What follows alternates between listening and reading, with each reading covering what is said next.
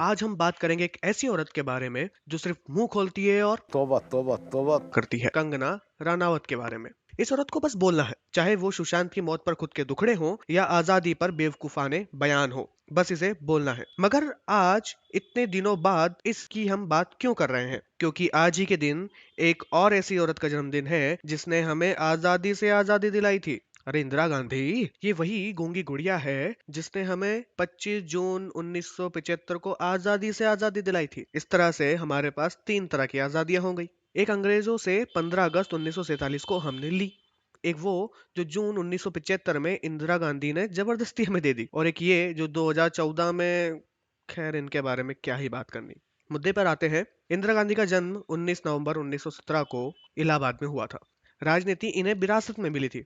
अरे नेपोटिज्म भैया। लाल बहादुर शास्त्री की मृत्यु के बाद जनवरी 1966 में ये प्रधानमंत्री बन गई। प्रधानमंत्री बनने के बाद वे कम ही बोला करती थी। 1970 में इनको बजट पेश करना था, मगर डर के कारण इनसे कुछ बोला ही नहीं गया।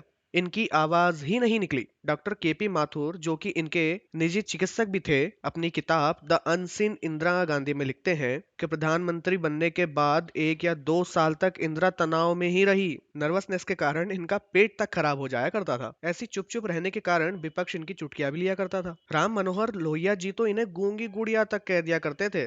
वैसे गूंगा तो किसी और को भी कहा जाता है, मगर जब ये गूंगी गुड़िया बोली तो पूरे देश में हाहाकार मच गया। 21 महीनों तक आपातकाल का साया भारत पर रहा। मगर ऐसा नहीं है कि इंदिरा काल में सारे काम गलत ही हुए। कुछ ऐसे भी थे जिनके फायदे हमें आज तक मिल रहे हैं। 19 जुलाई 1969 को 14 बड़े बैंकों का राष्ट्रीयकरण करना, भूमिहीन लोगों के लिए भूमि सुधार योजना लाना, गरीबी हटाओ का नारा देना, 18 मई 1974 को पोखरण में परमाणु परीक्षण कर देश की ताकत बढ़ाना, ऐसे कई काम हैं जो इस काल में हुए और जिनके फायदे देश को हुए भी। बाकी जनता सब जानती है। जय हिंद, जय भारत।